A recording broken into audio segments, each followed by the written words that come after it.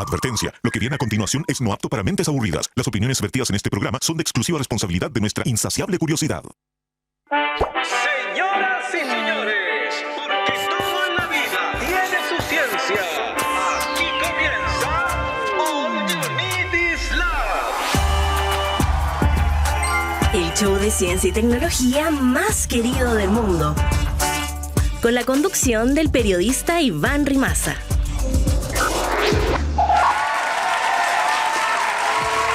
En vivo desde el estudio 19 de Santiago Televisión. La pregunta que te hago hoy: ¿por qué nos da hipo? Ese sonido extraño de repente, me encima de la nada, porque se han dado cuenta que en general el hipo es sorpresa. Pero ¿por qué? ¿Por qué ese sonido de hipo? Ese ruido raro, en vez de, no sé, ponernos a pestañear rápido. El hipo, o... ¿cómo suena? Ah, ya, perfecto. Parece un Pokémon. El hipo o singulto, si es que te quieres poner refinado o refinada para... Es el concepto como más académico específico. Es señal de que en tu cuerpo se desordenaron las cosas. Todo empieza cuando el nervio que controla tu diafragma se pelea con el nervio vago. El resultado es que aspiras aire de repente, pero al mismo tiempo tu glotis, la campana de la garganta, se cierra de una. Y ahí aparece ese ruido que estábamos escuchando. ¿Cómo suena el hipo? Se me perdió. Ya no lo escuchamos. Ahí está. ¿Y para qué sirve hacer eso? ¿Qué gana tu cuerpo con el singulto? Bueno, según el doctor Francis Fessmeyer, podría ser un mecanismo protector primitivo. En tu diafragma, básicamente, vamos a ver que está intentando expulsar lo que sea que está causando problemas. La idea del hipo al final es hacer como un botón de reinicio para nuestro sistema respiratorio. Por eso, pestañear no serviría, porque los ojos y el pestañeo no tienen nada que ver con nuestro sistema respiratorio. ¿Y qué pasa si un día me da hipo y no termina nunca? Bueno, hay un récord mundial, de hecho, lo tiene Charles Osborne, un granjero al que le empezó a dar hipo mientras preparaba un cerdo para faenarlo en 1922. Su hipo duró exactamente, adivina cuánto, 12 meses, 50 meses, 10 años, 20 años, más. 68 años duró con hipo este hombre, y cuando se le acabó el hipo, pasó un año y se murió. Según los médicos, tuvo unos 430 millones de hipos en su vida. Bueno, igual, tranquilidad. La mayoría de los casos se resuelven en minutos u horas, y los casos que duran más de 48 horas, que se llaman hipo persistente, en general tienen causas identificables y tratables. Lo bacán, y no sé si sabías, pero es que a casi todos los mamíferos les da hipo. No somos los únicos. Los gatos, perros, a mi perrita la he escuchado varias veces, de hecho, tener hipo. Incluso los caballos, los conejos, las jirafas, todos esos animales tienen hipo. ¿Y sabías que en inglés, de hecho, se llama hiccup? Así se dice hipo en inglés, hiccup, porque así suena. Es como que nosotros al estornudo le digamos achú. Qué flojera más grande, no pudieron llegar a un concepto más elaborado. Bueno, sobre el hipo y otras cosas hablamos siempre en All You Need Is Love. Te escuchamos. Esto es Conexión Cuántica. Quantum Connection. @stgo.tv, @Radio Usach, todas esas redes sociales que tenemos con Usach, porque si es que te metes ahí vas a ver el último video que subimos que tiene que ver con el humor de los chilenos. Hay un investigador en Data Science nacional que armó un sitio web que se llama datarisas.cl, y el tema es que si tú entras a ese sitio web vas a ver el producto de su trabajo, que fue básicamente agarrar todas las rutinas del Festival de Viña, todas las transcripciones de humor que se han hecho en la historia del Festival de Viña desde el 60 hasta el presente, los pasó por inteligencia artificial y fue capaz de identificar patrones. Es decir, con toda esta información que tengo, dime cuáles son los conceptos que más se han repetido. Ponte tú, los chistes de suegra, claramente son cosas del pasado, y ahora también ha habido un cambio en la estructura. Antes era humor físico, pegarse porrazos, saltar en cama saltarina, ahora en cambio estándar. De hecho, de eso mismo hablaba un poco el reel que subimos, y la gente, vamos a ver los comentarios, porque harta gente estuvo comentando ahí. De hecho, tú si quieres puedes comentar ahora entrando a datarisas.cl y nos das tu opinión. Mira, alguien pone ahí aplausos, muy buena, @astrosatagle, que es el Instagram de nuestro invitado. Es que antes Antes causaba risa también, comenta otra persona, todo lo que saliera de la normalidad, que fuera el hombre joven, blanco, exitoso, y ahí entraban principalmente mujeres, viejas, gays, personas discapacitadas. Claro, básicamente reírse de las minorías era lo que aparecía más en el pasado, y ahora un poquitito más uniforme, o al menos no hemos cuestionado eso que antes parece que nadie se cuestionaba.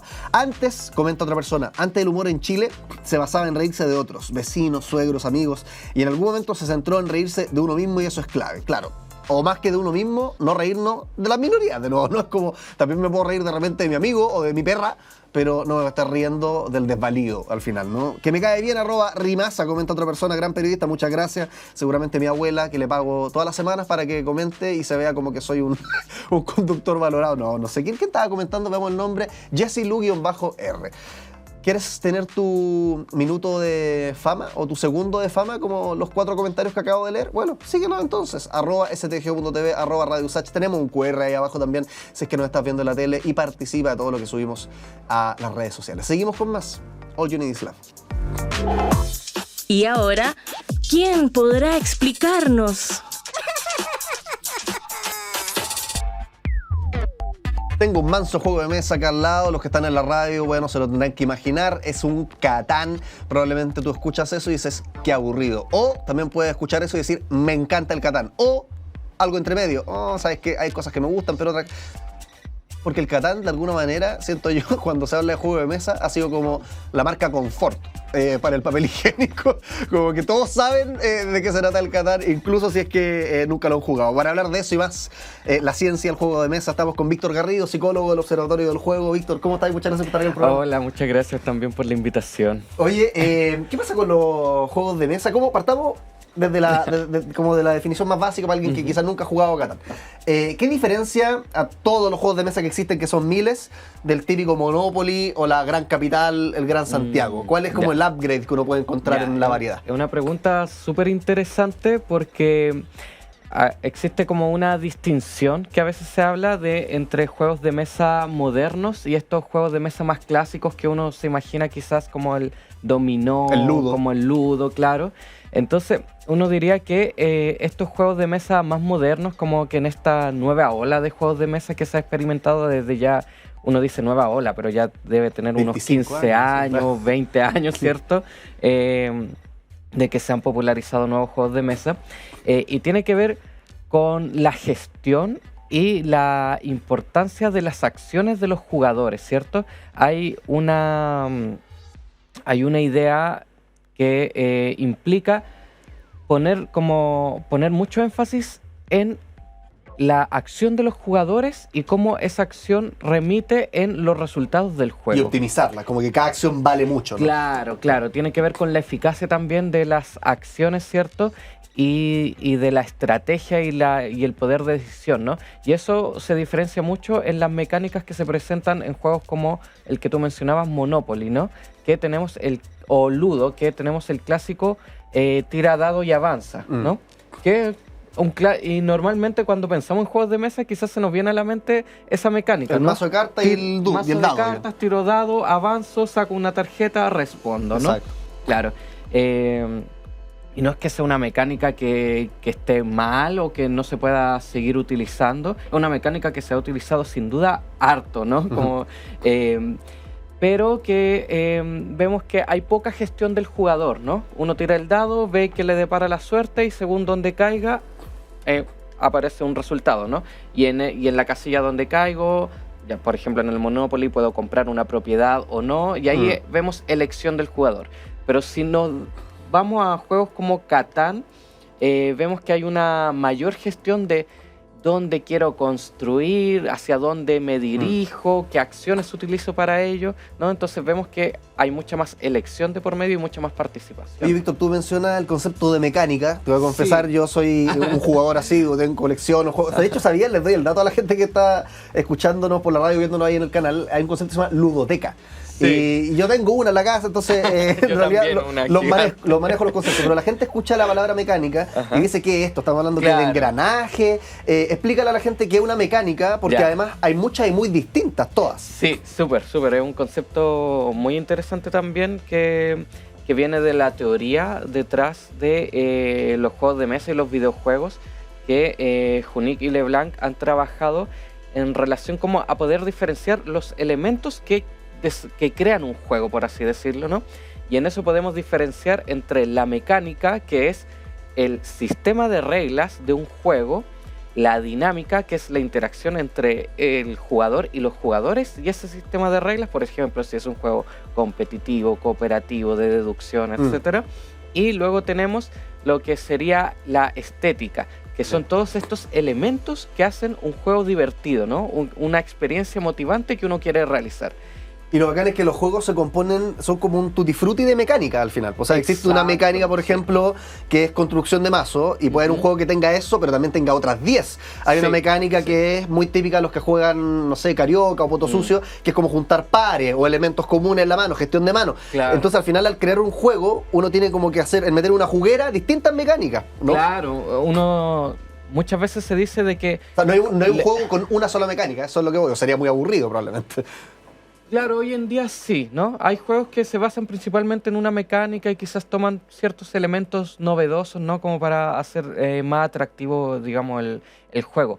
Pero claro, también hay juegos que tienen un sinfín, un compilado de mecánicas sumamente intrincados, ¿cierto? Que uno podría decirlo, ¿no? Como juegos más pesados, ¿no? Como, no sé, Sight o...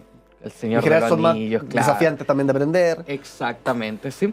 Pero tal como tú dices, existe muchas mecánicas distintas de juego. De hecho, yo estaba revisando el otro día en Board Game Geek, que es una página que ha hecho este trabajo recopilatorio de distintos juegos de mesa y las distintas mecánicas que existen en cada uno. Es como, para los que les gustan las películas, es como el IMDb, pero de los juegos de mesa. Digamos. Sí, donde uno encuentra los juegos rankeados según su dificultad, según sus mecánicas, según un montón de estadísticas.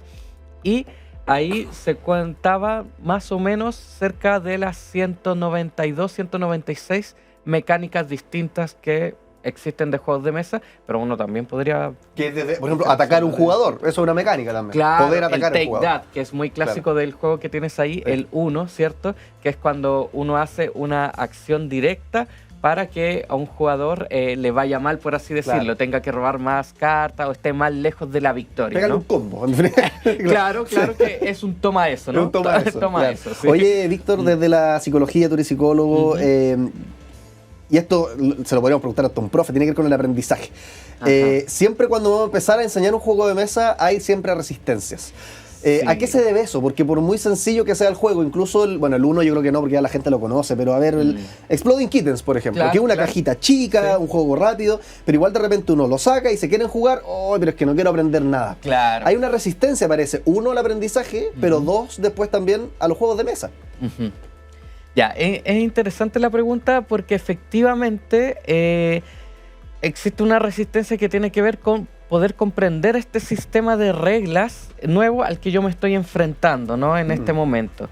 Tiene que ver mucho con la experiencia previa que uno tenga, ¿cierto? Pero también con que el juego implica participar, ¿no? O sea, tiene una implicancia social muy distinto al que poner una película, ¿no? Donde la implicancia que uno tiene que ver más como con receptor de la información en ese momento, pero al momento de jugar uno está implicando sus habilidades, sus conocimientos previos, entonces eso puede generar una resistencia. Fíjate que no una resistencia solamente de los juegos de mesa, también puede ser una resistencia que ocurra si yo te invito a una pichanga y quizás tú dudas de tus habilidades para jugar a la pelota, ¿no? Entonces también se genera una resistencia que tiene que ver con esa implicancia de la participación, ¿no? Entonces, siempre, bueno, como hay también como ciertas recomendaciones, ¿cierto? Que uno puede dar ahí a la hora de mostrar un juego o invitar a jugar, que tiene que ver con recordar que el espacio es de un juego, ¿no? Que no importa si nos equivocamos, si no... y también, como en el juego de mesa ocurre de que las mecánicas uno las tiene que aprender y hacer valer por sí mismo cuando está jugando, distinto a un videojuego, ¿no? Donde las mecánicas del videojuego, el mismo videojuego las pone en acción. Claro, ¿no? perdiste, se corta el juego. Perdiste, se corta, ¿no? No tengo que decir, me quito una vida de acá, ¿no? Y ahora sigo así, sino que todo es automático, ¿no? Entonces, eso es una implicancia, digamos que es un proceso un poquito mayor que ocurre en los juegos de mesa, donde todo parte por el conocimiento de los jugadores, ¿cierto? Sí. Y recordar cómo Ahora, funciona la todo mecánica. esto, el tener que implicarse, participar, aprender reglas, al final trae como una mayor gratificación para mucha gente, porque Sí. no es lo mismo estar jugando un juego de nuevo, no sé, GTA, y si choco, sale, bueno, moriste y aparece en el hospital, que tú tener en el juego de mesa que ya, bajarte la vida, moverte al hospital, Claro. no sé, cambiar tu inventario, qué sé yo, como que en el tacto, en las acciones, en el Sí. que sea cognitivamente más desafiante, Sí. hace que sea al final más gratificante también. Sí, implica justamente una memoria de trabajo mayor, ¿cierto? Que tiene que ver con lo que yo estoy procesando, la información que yo estoy procesando y recordando en ese momento y que tengo que poner a prueba en cada momento mientras voy jugando. Y eso también, a propósito de esta como recompensa que genera, tiene que ver muchas veces con lo que también llamamos como elementos motivadores de la experiencia de juego. ¿Ya? Que eso también está estudiado, ¿no? Como que existen distintos elementos que a uno lo hacen querer jugar, ¿no? Y en el juego de mesa, por ejemplo, eso que tú mencionas, esa dificultad, tiene que ver con la sensación de desafío, ¿no? Que cuando uno siente que está ante una sensación de desafío que me cuesta, pero que es alcanzable, eso genera una recompensa, ¿no? Y qué bueno que lo pone en la mesa como este tema de balance, ¿no? Difícil, pero es alcanzable, porque yo Claro. creo, y acá podríamos entrar ya en la pregunta, ¿cómo se crean los juegos de mesa? Porque al momento de estar armando tu juego, lo tienes listo, después supongo que hay muchas fases de prueba, y el balanceo justamente de la dificultad es un gran desafío. Sí, Porque el juego, si es que es muy difícil, puede espantar gente, y si es que es muy Exactamente. fácil, también. Sí, sí. Ahí hay un concepto que se habla también desde la psicología positiva, que es el del estado de flujo, ¿no? El estado de flow, que es esta... Como lo que aparece en la película Flow, ¿no? Que es como entrar y que tu memoria muscular casi guíe tu Claro, actuar más que tu cerebro. que esta sensación en el que estás tan implicado en algo que el tiempo vuela, ¿no? Exacto. Y por eso, y pasa mucho en los juegos y videojuegos, uno podría decir que de hecho lo que busca el juego es generar este estado de flujo en el que uno se le pasan las horas volando y digo, hoy llevo 4 horas jugando y Claro. no me di ni cuenta, ni siquiera siento el esfuerzo cognitivo, o sí lo siento, pero lo estoy disfrutando, ¿no? Entonces, eso tiene que ver justamente con los elementos motivadores, ¿cierto? Dinamizadores del comportamiento que están dentro de los juegos, ¿no? LeBlanc menciona al menos unos 8, ¿no? ¿Ya? Que tiene que ver con cosas que tú ya mencionaste, como la sensación, ¿cierto? Que esto de cómo se ve el juego, de que si estamos, no sé, en una isla buscando un tesoro, que el tesoro esté ahí, que yo lo pueda vislumbrar, Ya. ¿cierto? Eso tiene que ver con la sensación del jugar, el que me teletransporta a ciertas partes. Tenemos el tema de la narrativa, el sentirse que estamos en una historia y construyendo esa historia, ¿cierto? Tenemos el tema del desafío, ¿cierto? Que ya lo hablamos un poquito, que esta sensación de que tengo que esforzarme, pero creo que puedo alcanzarlo, entonces eso me hace seguir adelante. La socialización, que es compartir con un otro, que eso también bebe mucho el juego de mesa, que podría ser como un elemento satisfactorio que tiene, que quizás aparece más en este formato que quizás en los videojuegos o en otro tipo son de más formatos. solitarios. Claro, cierto, la socialización ahí, que uno puede tirar la talla mientras juega y eso también dinamiza Claro, la hay alguien experiencia. dirá, no, pero si lo juego de mesa, yo también lo juego con Discord con muchos amigos, pero no es lo mismo la presencialidad como el rito de reunirse en torno a un tablero. Sí, ¿no? sí, hay mucho de ritual en el juego de mesa, ¿no? Como desde el preparar, el setear el juego, como le dicen, la preparación, hasta lo que implica, ¿cierto? La actividad social que se presenta en el juego de mesa. Por eso también hay muchos juegos que no son tanto de estrategia, sino más de dinamizar esa interacción social, ¿no? Como hacer preguntas que puedan ser divertidas o incómodas, ¿cierto? Y eso ya funciona como un elemento motivador. Oye, Víctor, en este programa tenemos juegos. Y uno de esos juegos, justamente ya que estamos hablando, no es el Catán, no es el 1, es esta pecera. Que es mucho más sencilla, la mecánica es una sola. Y es que yo Perfecto. saco un papelito de esta pecera. Ajá. Y esta pecera tiene varios factos como reduccionistas o provocadores relacionados con los juegos de mesa, Ya. con su aprendizaje, con la psicología del juego. Entonces yo lo voy a leer y tú como experto en el área, la idea es que si es que es una locura lo que dice ahí, Ajá. lo desmientas. Si es Ya. que tiene algo de cierto, lo matices, lo precises. Y si es que es una verdad, la confirmes. Ya, ¿Te perfecto. parece? Esas Vamos son entonces con la pecera. la Estamos hablando mecánica con del juego. Víctor Garrido, psicólogo del Observatorio del Juego. Y tenemos el papelito aquí que dice lo siguiente. El Catán es una droga de entrada. ¿Qué dice el psicólogo? El Catán es una droga de entrada. Bueno, una respuesta clásica de los psicólogos es sí y no. ¿Ya? Claro. Ya, entiendo que esa afirmación tiene que ver con que el Catán puede ser como la puerta de inicio a conocer estos juegos modernos, ¿cierto? Y que al mismo tiempo nos hace interactuar con mecánicas que pueden resultar novedosas si yo conozco solamente como los juegos clásicos de mesa, ¿no? El Gran Santiago, etc. Claro, claro, porque hay una mayor gestión justamente una mayor participación de cada uno de los jugadores, hay mecánicas de negociación, cosas que quizás la gente no está acostumbrada. Entonces, en ese sentido, yo creo que sí puede ser una puerta de entrada a nuevas mecánicas, ¿cierto? Y además que Catán es súper interesante porque hace por así decirlo, un puente, ¿no? Entre las mecánicas más clásicas de juegos de mesa y las mecánicas más modernas, ¿no? Porque seguimos teniendo aspectos que relacionamos mucho con el juego de mesa clásico, como tirar el dado, ¿cierto? Ver qué número sale, una gestión de la suerte, de dónde me ubico, ¿cierto? Y al mismo tiempo implica mecánicas nuevas. Y pasa mucho que la gente que ya tiene harto training en los juegos de mesa, después reniega del Catán. Dice, no, Catán tiene mecánicas muy clásicas, ¿no? Mucha suerte, mucho azar, ¿no? A mí me gusta más la gestión, ¿no? Sí. Entonces, en ese sentido, sí, pero también va a depender mucho de las personas, sí, y no sé, como en esta droga de los juegos, no sé, va a depender mucho como de cómo uno interioriza el Catán. Hay gente que de repente así lo odia de entrada porque se genera mucha alianza, ¿cierto?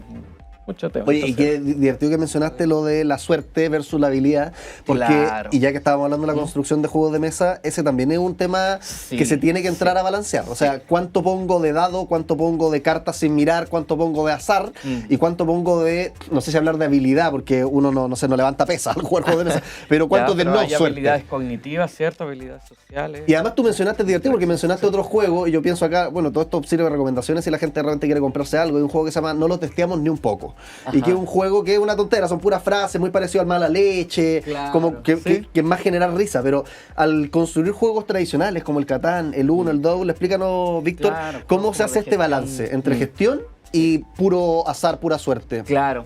Es súper interesante. Yo, por ejemplo, en el observatorio tenemos un diplomado de creación de juegos de mesa educativos donde vamos viendo este tema, porque si la idea es justamente implicar la participación, generar esta recompensa donde yo veo que mis habilidades, mis conocimientos se ven recompensados, es necesaria la gestión, ¿cierto? Involucrar al participante y su elección dentro del juego, pero al mismo tiempo, si solamente hay eso, también se pierde algo que es muy importante en el juego, que es que los resultados sean imprevisibles, ¿no? Si yo comienzo a jugar un juego y sé completamente cómo va a resultar paso a paso, lo que tengo que hacer para ganar y no hay duda en quién va a ganar, se pierde la motivación, ¿cierto? Porque se pierde esta sensación de descubrimiento, ¿no? Entonces ahí de nuevo tengo que volver a mi amigo el azar, ¿cierto? Para generar esta dinámica en el que, si bien estoy poniendo de mi parte, siempre hay un resultado que me es inconcluso. Siempre puede pasar algo que afecte las reglas de lo que estamos haciendo. Entonces, no existe yo no te podría decir una receta, ¿no? Como de 50-50, 70-30. No, es que además la gente tiene preferencias muy distintas también. Exactamente. Hay juegos que son completamente azarosos y son un éxito. Y hay juegos que son completamente de habilidades cognitivas, ¿cierto? Y que también funcionan muy bien. Entonces, va a depender un poco de lo que quieras conseguir con el juego como creador, ¿sí?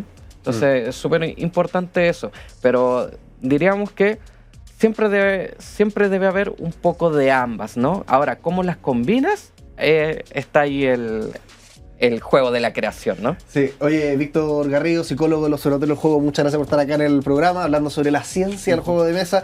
nos quedaron varias cosas pendientes, pero bueno, para otra quedará entonces seguir profundizando. Muchas gracias, Víctor, que esté muy Ya, bien. pues, Y le damos un muchas aplauso gracias. también acá por estar acá en All You Need Is Love. Gracias Seguimos por la con más invitación. programas. No te desconectes. La máquina del tiempo.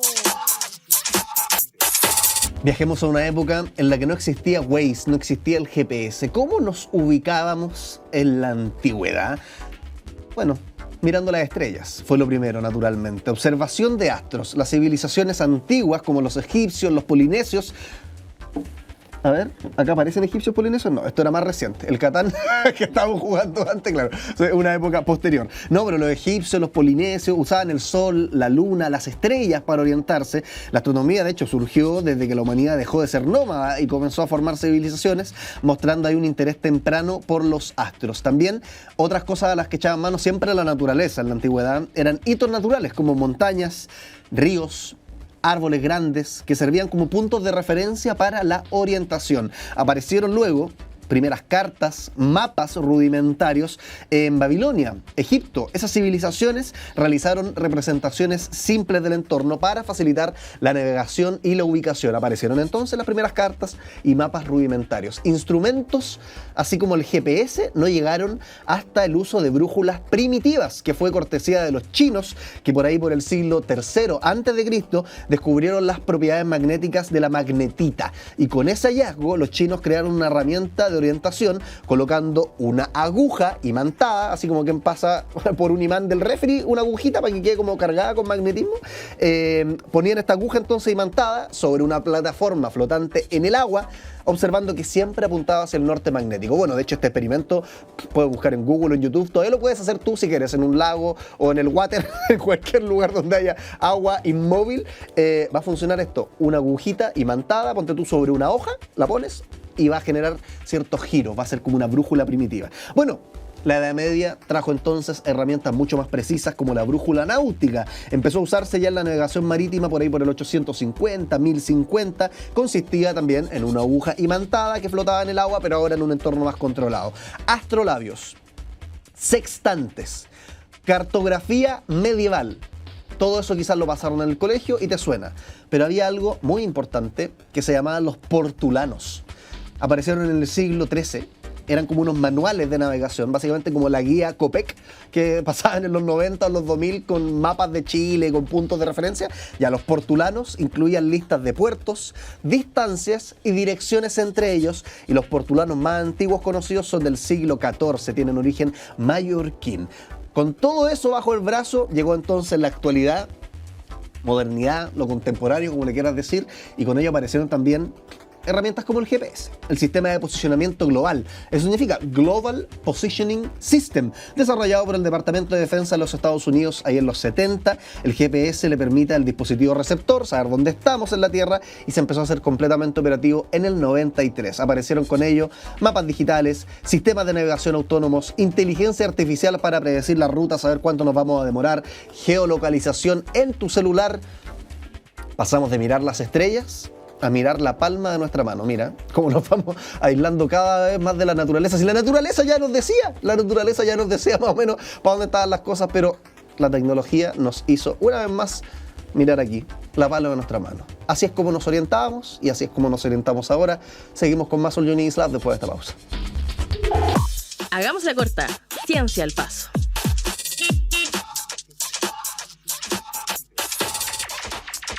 Seguimos haciendo el All You Need Is Love y te cuento que hay científicos en Navarra. ¿Dónde queda Navarra? En España. Y ellos crearon unos hologramas que puedes mover con tus dedos. ¿Cómo funciona esto?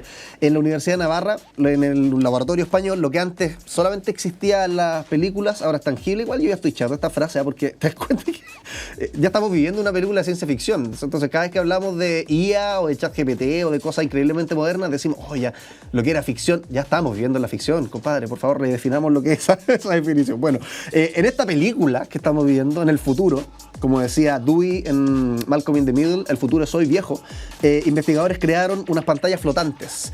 Esta innovación permite por primera vez que las personas puedan tocar agarrar, mover, girar hologramas con sus propias manos como si fueran objetos suspendidos en el aire. ¿Te acuerdas de CSI? Donde ellos agrandaban así las cosas y se veían como en un espacio de realidad virtual. Bueno, más o menos lo mismo. El avance llegó a cargo de un equipo de investigadores de la Universidad Pública de Navarra, como te dije recién, en España, liderado por la doctora Elodie Boussiv y el investigador principal Ancier Marzo, que desarrollaron una tecnología que, como te digo, permite manipular físicamente gráficos tridimensionales, o sea, en 3D. ¿Cuál es la clave de esto? Una innovación simple pero fundamental: el material del difusor. ¿Cómo funciona? Es una pantalla que funciona mediante este difusor, que básicamente es una lámina oscilante muy rápida sobre la que se proyectan imágenes a gran velocidad. Proyecta 2880 imágenes por segundo a diferentes alturas, y gracias a la persistencia de la visión, que es como lo mismo que pasa con no me acuerdo cómo se llama el instrumento, ustedes seguro son mucho más inteligentes que yo, pero donde aparecía un caballo, y siempre lo encontramos en el MIM, nos enseñan cómo es la animación, y hay una foto de un jinete sobre el caballo, y cada fotograma muestra al jinete como avanzando, ¿no? Y si tú giras este carrusel muy rapidito, así como nuestra ruleta, ves la animación y ves al caballo moverse. Bueno, más o menos lo mismo pasa con estos hologramas. Son 2800 y tanto imágenes estáticas, pero al ser tantas y tan rápidas, tu ojo genera la ilusión de que hay movimiento. Entonces, tal como las películas, percibimos todas estas imágenes como un volumen completo. El futuro de la interacción áptica de alguna manera llega porque los científicos reconocen que, pese a que hay mucho entusiasmo, esta tecnología todavía está en fase inicial de desarrollo, por tanto queda un largo camino, bla bla bla, y que en el futuro el equipo planea incorporar retroalimentación áptica. ¿Qué es eso? ¿Por qué está ocupando palabras tan raras, dirán ustedes? ¿Qué es la retroalimentación áptica? Sensores touch, básicamente, es decir, que se pueda sentir de vuelta con lo que tú estás interactuando, que no sea un aire, un invisible, el 3D, sino que realmente lo puedas sentir y lo puedas tocar. Por ahora, lo que han logrado como mínimo ya es igual impresionante. Un cubo que físicamente no existe, pero que puedes mover como si fuera real. Seguimos con más. All You Need Is Love. El que sabe, sabe. Y el que no conduce. Vamos a hablar sobre historia. Tengo acá, de hecho, a mi derecha, un libro que de alguna manera es un spoiler de esta conversación que vamos a tener con María Gabriela Huidobro, decana de Educación y Ciencias Sociales de la UNAV, historiadora, por supuesto. María Gabriela, ¿cómo estás? Muy bien, muchas gracias. Oye, María Gabriela, ¿quién escribió la historia de Chile y qué efectos tiene eso en cómo la percibimos?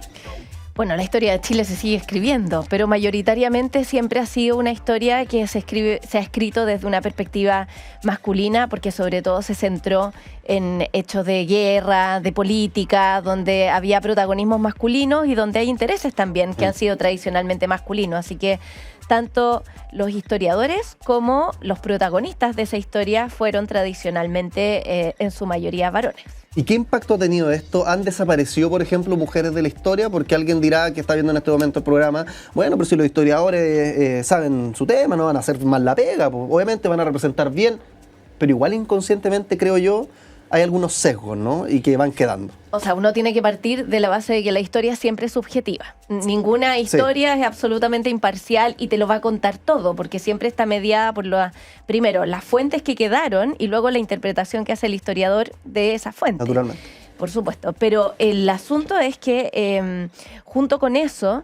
o sea, qué buena perdón que te interrumpa, María Gabriela, pero qué buena tu precisión. O sea, no es que el problema es que sean hombres, es que cualquier persona que escriba la historia va a distorsionarla, entre comillas, según su visión de mundo, ¿no? Claro, y según sus intereses, lo que él considera que es importante, porque al final uno tiene que pensar que cuando se hace el ejercicio de rescatar los hechos del pasado, es porque consideramos que esos hechos tienen alguna conexión con el presente y son relevantes, todavía nos pueden decir algo.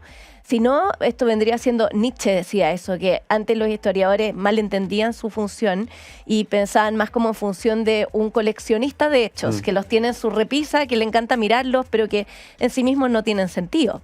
Entonces, lo que hace en realidad el historiador es elegir esos hechos que de alguna forma son valiosos, que nos pueden decir algo, y ese interés va variando también con el tiempo. Entonces, es siempre subjetiva la historia. ¿Y cómo ha impactado entonces eso a la forma en la que se retratan a las mujeres en la historia de Chile? Porque, bueno, antes de tu escritura, por supuesto, de este libro, y antes de la irrupción de muchas mujeres en la historiografía moderna, me da la idea que todo lo que sabemos de mujeres del pasado lo hemos sabido a través de hombres, de alguna forma, ¿no? Y se sabe poco, porque en términos generales, por lo que te decía al principio, la historia, incluso desde los griegos, Heródoto, el primer historiador, establecieron que eso que era como importante, era básicamente los hechos que involucraban a la política y por lo mismo a la guerra, a la diplomacia, etcétera. Y esos fueron espacios que tradicionalmente estuvieron protagonizados y liderados por hombres, por otros asuntos que no vienen al caso ahora, pero en el fondo a las mujeres más bien se las relegó, se las destinó a funciones que tenían que ver con los ámbitos más privados, familiares, domésticos,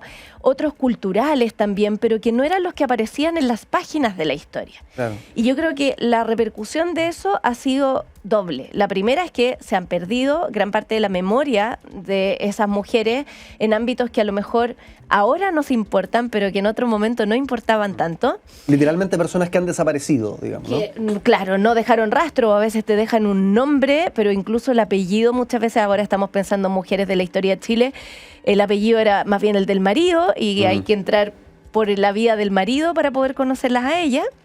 Y el otro gran problema, diría yo, es que producto de que esa presencia histórica y participación activa de las mujeres ha estado más bien, ha permanecido invisible, mucha gente tiende a pensar que las mujeres en los últimos siglos, antes del siglo XX diría yo, como que no participaron de la historia, estaban más bien como recluidas en las casas, imposibilitadas, como amarradas y silenciadas para que pudieran participar de manera activa como agentes de la historia en distintos espacios. O con tareas, no sé, pienso en la época de la colonia, independencia, bordando banderas, por Exacto, ejemplo. o sea, claro, y Javiera Carrera es el mejor ejemplo, o si no, están como en la cocina, pero la gente por lo general no se las imagina como mujeres que salían a trabajar, y la mayoría salía a trabajar, porque claro, hay una minoría que era de la élite y que le decían las pálidas, porque justamente nunca salían de la casa, se quedaban cuidando, pero esa era la élite, o sea, un 5% con suerte, y el otro 95%, muchas mujeres trabajadoras, mamás solteras a veces, o mujeres que tenían que ayudar también en la casa, en la economía de la familia, tenían que salir a ganarse el pan. Y uno no se las imagina en esos espacios. Lo mismo que incluso en términos políticos, la que se queda en la casa, igual opina políticamente y muchas veces incide también en la actividad o en la toma de decisiones que finalmente estaba a cargo de los hombres. Hubo revoluciones, porque recordamos todo y yo creo que ayudó, o más que ayudó, yo creo que tiene una carga, impactó profundamente para todos lados en la revolución feminista del 2018. Sí. ¿Hubo revoluciones feministas antes de esa época tanto igual de fuertes que esa? Yo creo que la gran diferencia de la revolución de la más reciente, en el fondo, es que se produce en un fenómeno global que es mucho más mediático. Ya. Más visible. Más visible, finalmente, y que termina involucrando a toda la sociedad alrededor del mundo, porque esto no es algo que se vivió en nuestro país, sino que está interconectado. Pero uno puede identificar hacia atrás otros momentos en que las mujeres también han tomado conciencia y han empujado colectivamente por tratar de adquirir más derechos o abrirse a nuevos espacios. Pensemos, por ejemplo, en el movimiento La Sufragista. Que claro, de nuevo, estaba más como en la élite.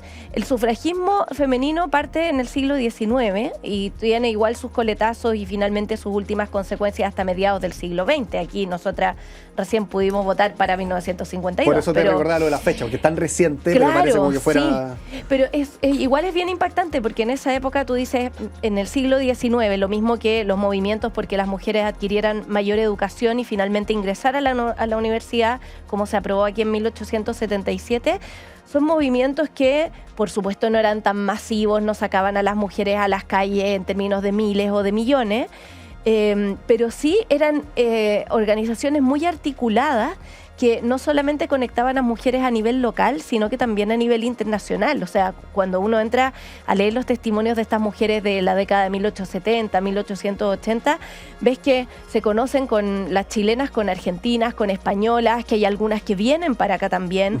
Lo mismo con los primeros movimientos obreros feministas de Teresa Flores, por ejemplo, Carmela Geria en Chile a principios del siglo XX, están animadas por Belén de Zárraga, que viene de España. Entonces, siempre hay como un submundo que uno no ve, pero que le da lógica y sentido a lo que está pasando. Me quedé pegado con lo que mencionaste cuando mencionamos a Javiera Carrera y esto de estar construyendo banderas o de estar en la cocina, pero que igual eran mujeres que en esa época, pese a que no quedó así escrito, salían a trabajar, tenían otros problemas, lograban avances, digamos, que probablemente nunca quedaron constatados. ¿Cómo la omisión de todo eso construye la feminidad de hoy? Es decir, ¿cómo en base a lo que veo en la historia que hicieron mujeres del pasado, se construye lo que es ser mujer en el presente?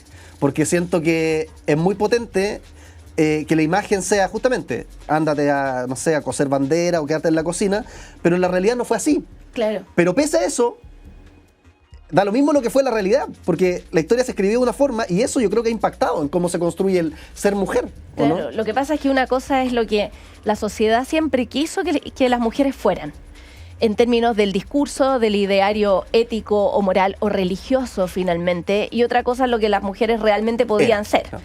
Entonces, claro, el ideal te decía que se esperaba que una mujer fuera más bien silenciosa, modesta, casta, como recluida también en ese silencio y en un rol más bien auxiliar para los hombres, de atención, ayuda, etcétera.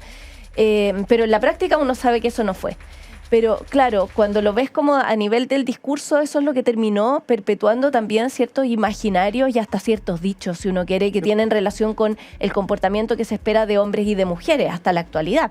O sea, tradicionalmente la sociedad occidental, desde el mundo griego de nuevo, tendió a definir a los hombres como seres racionales y a las mujeres como seres emocionales. Y por eso esta labor más de cuidado, más tierna, esta figura que en el fondo no puede hacerse cargo de un país. Pero al final eso tiene ciertas también repercusiones en cómo se estableció esas conductas que se esperan de hombres y de mujeres. Esto que a un hombre si llora le dicen que es niñita. Sí.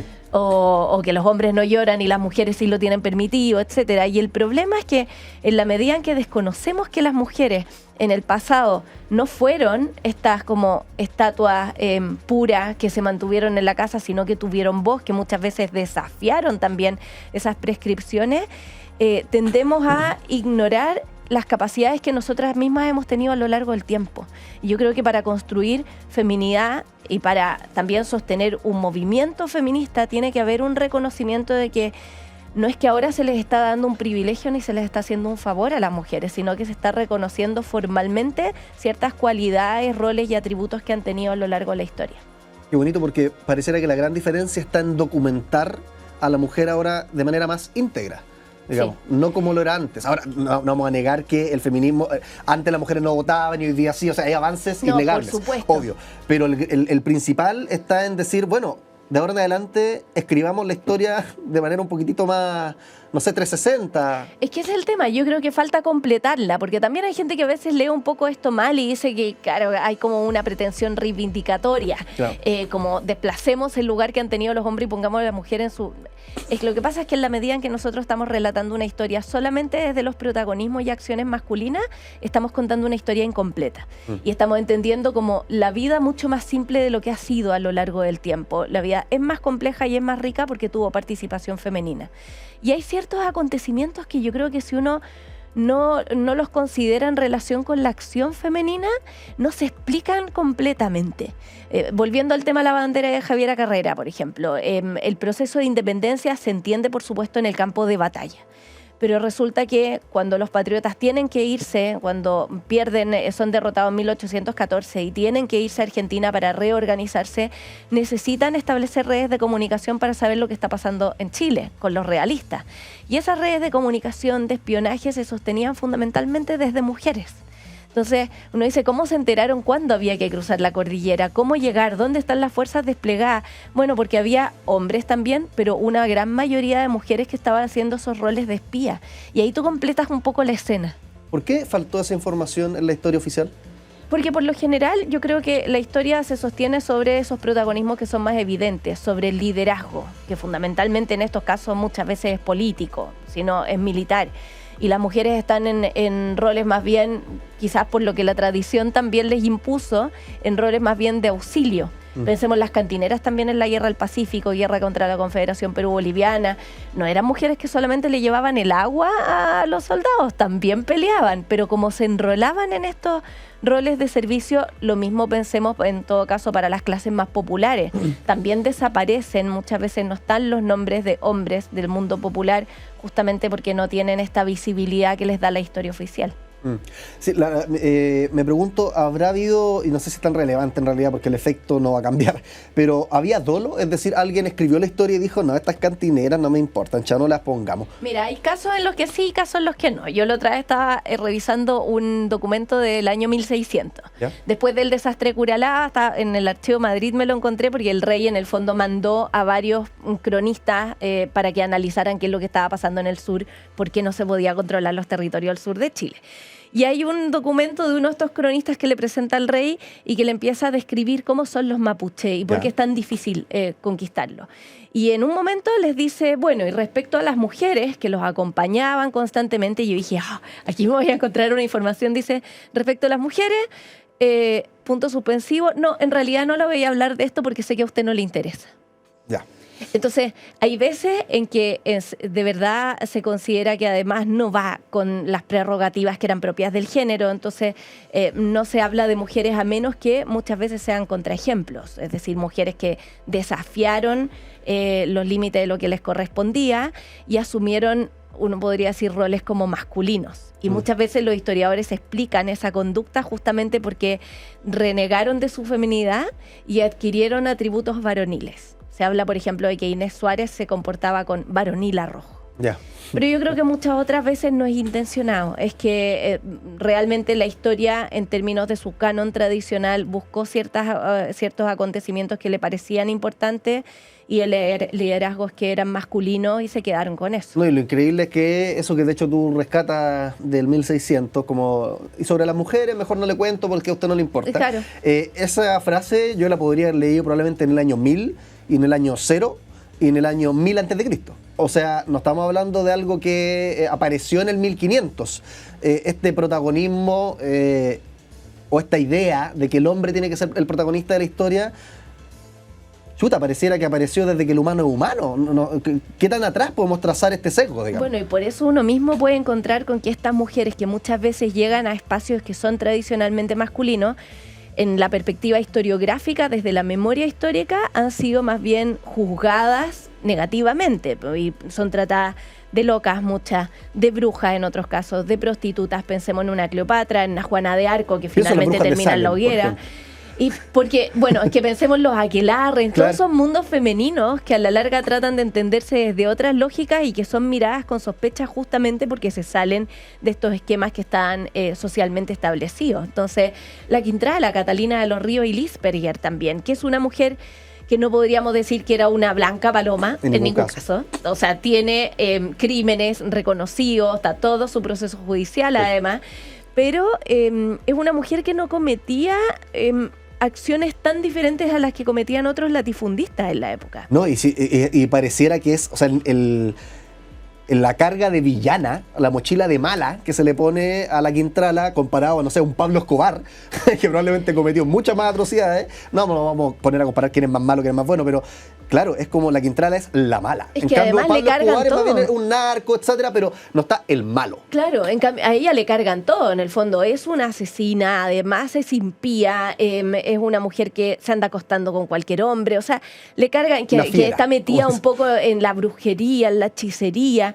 Entonces, claro, porque hay una como incomprensión desde el escritor que hacen las mujeres. que lo carga de ciertas categorías para darle una inteligibilidad, pero desde la perspectiva masculina.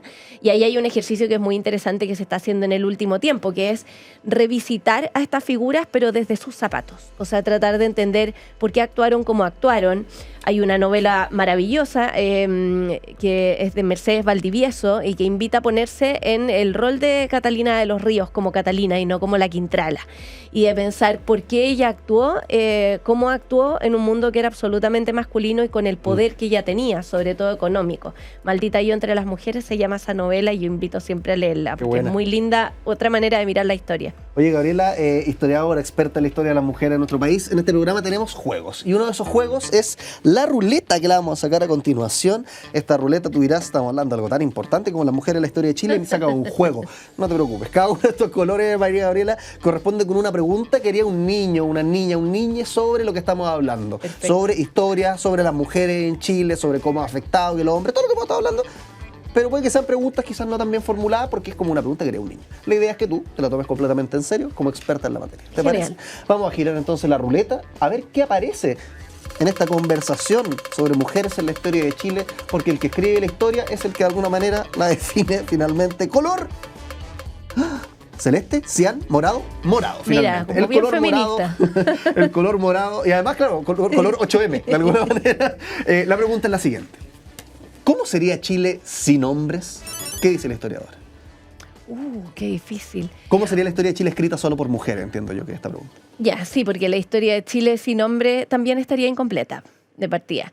Pero una historia de Chile protagonizada por mujeres yo creo que sería incluso más dinámica y diversa. Porque las mujeres, como no ocuparon cargos oficiales, estuvieron en todas partes finalmente y nos pueden mostrar el lado menos oficial, más íntimo, más doméstico. Y yo creo que por lo mismo, quizás más imperfecto, pero más cercano. Cuando vemos la historia desde las mujeres nos encontramos muchas veces con gente como nosotras o como nosotros en términos generales. Nos muestran, muchas veces tienen una disposición a ser mucho más abiertas también en términos de lo que sienten, de lo que piensan, de la tendencia a proteger a veces la familia, de verse contrariadas entre lo que ellas quieren y lo que deberían ser. Entonces una historia contada desde las mujeres y sobre las mujeres creo que es una historia más cercana, al final. Menos simple también, ¿o no? Más real. Más compleja, efectivamente. No quiero decir que los hombres por eso sean más simples. En ningún caso. Pero tienen realidades que son muy heterogéneas. No podríamos hablar, antes se hablaba como de la historia de la mujer. No, somos tan diversas como somos actualmente, pero sí más cercana a ese mundo cotidiano que finalmente lo hace más abierto a ser empático respecto de quienes estén estudiando, acercándose a esa historia. Oye, María Gabriela, ¿qué habrá en la masculinidad o en el hecho de que los hombres, no quiero hablar de hombres y foco en las mujeres, pero ya van a entender para dónde va la pregunta, como ¿por qué una historia protagonizada por mujeres o escrita principalmente por mujeres sería tanto más variada? ¿Qué hay en lo que ha pasado en el patriarcado, digamos, en los últimos años, que tiende al reduccionismo, que tiende a la simpleza, que tiende a borrar aquello que no es tan relevante, que eventualmente, escrito desde una feminidad, podría corregirse? Yo creo que esa tendencia a simplificarlo todo es a tratar de categorizarlo y darle esa inteligibilidad de nuevo, a ser comprensible. Todo lo que se salga de la norma finalmente te rompe esos esquemas y te mete a veces en mundos como más misteriosos o difíciles de desentrañar, de comprender. Pero yo creo que al final eso es lo que termina restándole vida también a la historia. Nos hace creer y nos carga de ciertos prejuicios que no son ciertos y que nos impide reconocernos por lo tanto en el pasado. Yo creo que en la medida en que nos abrimos más bien a la realidad del pasado y a entenderla y aceptarla como fue, sin juicios y en todo sentido, no solamente respecto de hombres y mujeres, sino de las acciones que se generaron. Piensa en los procesos de conquista, todo lo que hoy en día se está mirando con un revisionismo hipercrítico. Todos esos esfuerzos por prejuzgar finalmente nos distancian, no nos permiten reconocernos en una historia que finalmente es la que nos da identidad. Oye, una pregunta antes de terminar, Gabriela. Si es que un historiador, imagínate una María Gabriela Huidobro, pero del 2150, analizara el presente. ¿Estamos hoy escribiendo la historia mejor a como la escribían en el 1500, en el 1600, en 1700? Términos del ejercicio historiográfico, dices tú? En cuanto al balance de género, que es lo que hemos estado hablando principalmente, ¿hay más mujeres escribiendo la historia hoy? Si es que yo en 100 años leo el 2000, ¿voy a tener una visión más 360 de lo que era comparado a leer, por ejemplo, la Guerra del Pacífico? Yo creo que sí, de todas maneras. En los últimos 100, 120 años hemos avanzado muchísimo en términos del ejercicio historiográfico, de entender qué es lo que realmente es histórico o podría serlo, porque tiene como repercusiones hasta el presente, y en ese sentido hay una participación sobre todo de historiadoras que antes no había. Yo hasta ahora lo que he podido rastrear, la primera mujer que escribe historia en Chile, lo hace recién a principios del siglo XX, escribió sobre la Guerra de Arauco, Zenobia Luengo, y lo tiene que haber hecho con una vocación más educativa que científica en realidad. Pero si uno lo piensa, es muy poco el tiempo que ha pasado. O sea, 120 años de que Zenobia Luengo se lanza por primera vez a escribir, y la historiografía de las mujeres ha avanzado, yo te diría, en los últimos 40 años ya, 30 con fuerza. Hay algunas huellas anteriores, pero con fuerza se ha venido a instalar y permite complementar la historia más tradicional. ¿Dónde está el desafío? Eso sí, yo creo, en el hecho de reconocer que la historia de las mujeres no es una historiografía que corre paralela a la historia de Chile, No, o a la obvio. historia de Europa, o a lo que sea, porque se tiende a pensar, y fíjate que la mayoría de la gente que lee mi libro, por ejemplo, son mujeres, Sí, po. que les nace el interés genuino, pero cuesta comprender que este libro no es solo sobre y para mujeres, es la historia de Chile desde el protagonismo femenino, y nos falta, yo creo, hacer ese match todavía. María Gabriela Huidobro, decana de Educación y Ciencias Sociales de la UNAV, descubriendo a las mujeres de la historia de Chile. Muchas gracias por estar acá en el programa. Muchas Y le gracias damos por la un aplauso también a invitación. nuestra invitada por estar en All You Need Is Love. Seguimos con más, no te desconectes, nos queda un poquito por delante.